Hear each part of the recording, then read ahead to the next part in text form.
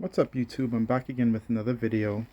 This time I'm showcasing my life-size Darth Vader and Emperor figures.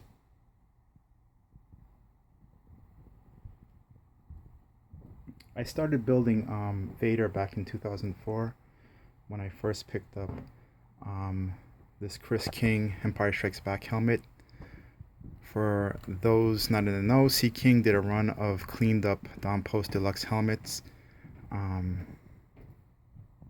I didn't get my helmet from Chris directly. I got mine from Andrew Yang, who did the paint and installed the lenses, the billets, the dual mesh grill.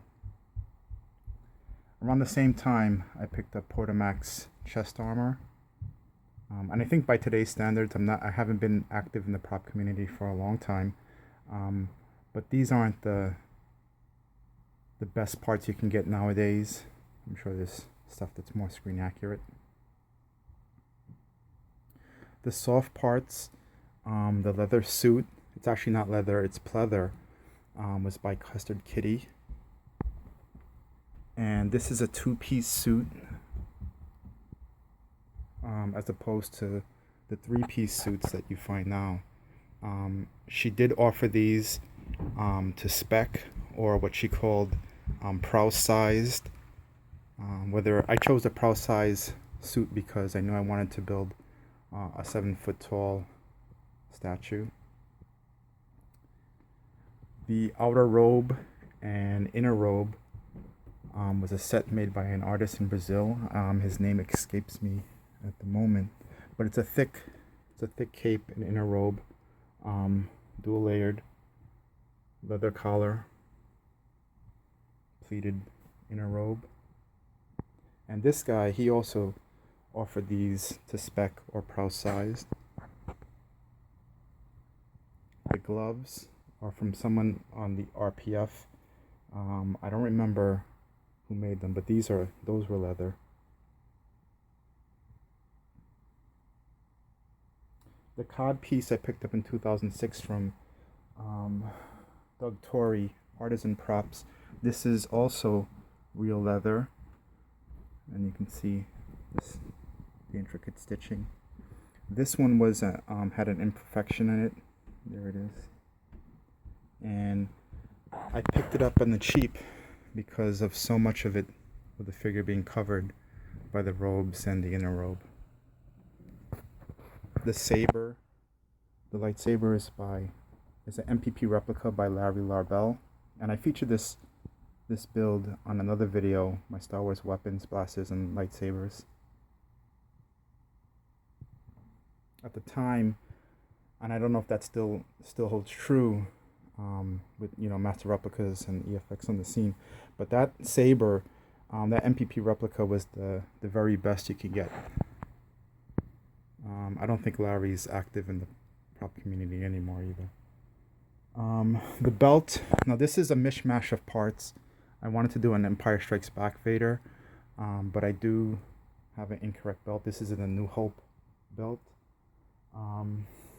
put together in 2009.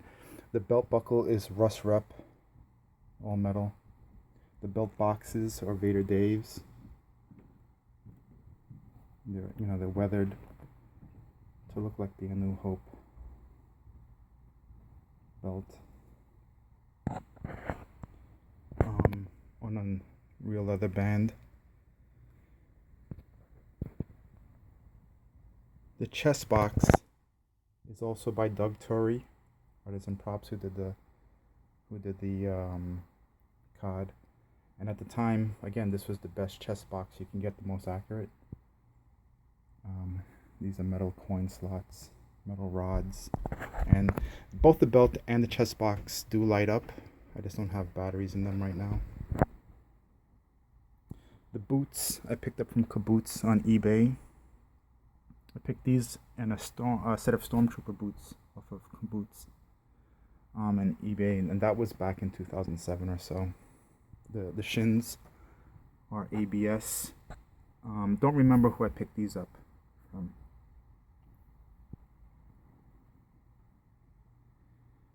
No, and just the cape chain. It's a plastic cape chain I got from James Jr. Yoda. Not sure of the accuracy of that chain.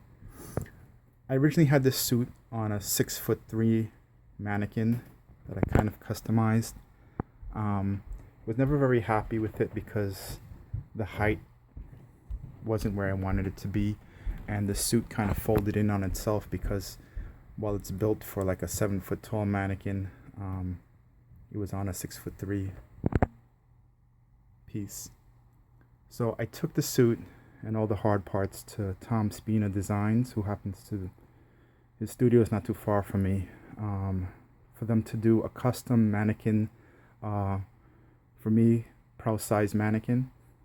And they came very close. This stands about 6'11", 6'10", 6'11", close to 7 feet, with the custom base that they produce, which is a simple lucite base. It does hit 7 feet. The figure stays in place with a metal rod that's attached. It's like comes up to the shoulder blades, down to the base, and it attaches to the figure through the belt. I have the belt strapped around the rod. That's what keeps it upright. The hands and feet are posable. The fingers are posable, so I could put the hands down if I wanted to. I could curl the fingers so I could hold a lightsaber, you know, one of those light up lightsabers from Master Replicas or something. So that's my Vader.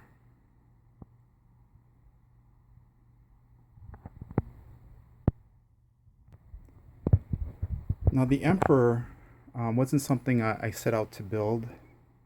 After I was done, and it took, you know, I started in 2004, it took a long time, 2004 to 2013, putting Vader together, and I kind of got tired of that and pouring money into it, because even though I listed the parts on this mannequin, I kept upgrading parts and pieces and stuff like that, so it becomes a pricey endeavor. I started with a Chris King mannequin bust. I don't know who sculpted it, but I had Neil Tracy painted for me. When the Sideshow Collectibles life-size bust came out, I sold the Chris King bust and picked up the Sideshow model. My Sideshow model got damaged, and at that time Phil was working on his Emperor sculpt, Phil Robinson Cyberman on RPF, and that was the one for me. I mean, that as you can see, let me try to show off these lights. You can see, my flash is drawing it out, but it's chock full of details. The skin details. Now this bust I had painted by Jeff Camp, and I asked him to paint the eyes kind of fish-eyed, because if you look at the movie, Ian McDiarmid's contacts are kind of fish-eyed when he looks at you, so he obliged. I picked up this cane.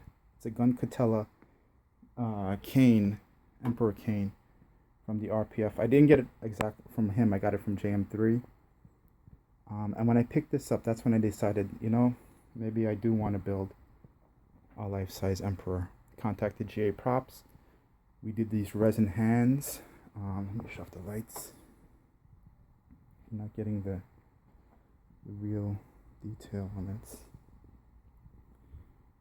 What they are they cast an old lady's hands, and we use them for the Emperor. Tom Spina Designs, they painted it to match Jeff Camp's paint up of the bust.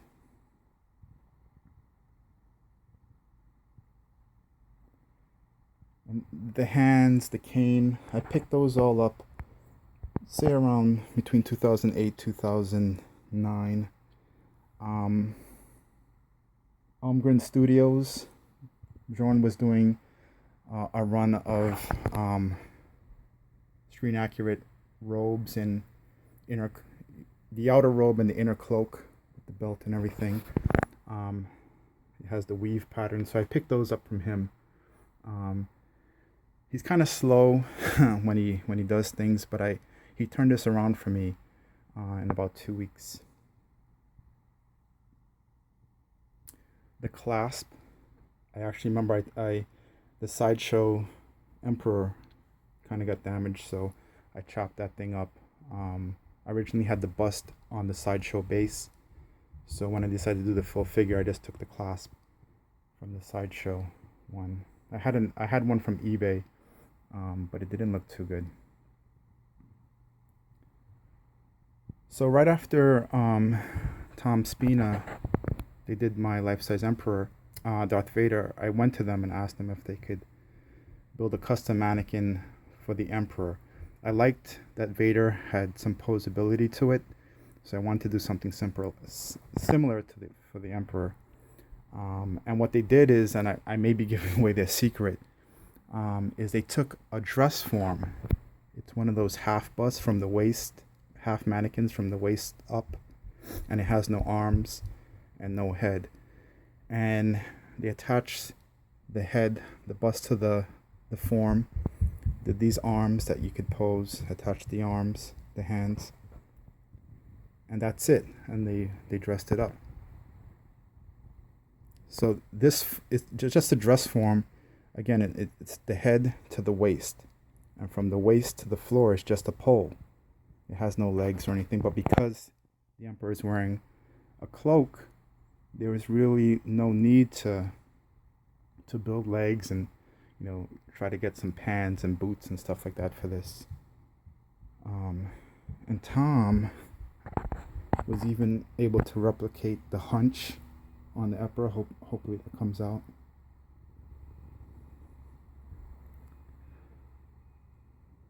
But that's it. So this is my life-size Darth Vader and Emperor. Hope you enjoyed the vid. If you do, please like, subscribe, share, comment. If you have any questions, don't hesitate to ask. I'm always willing to share information.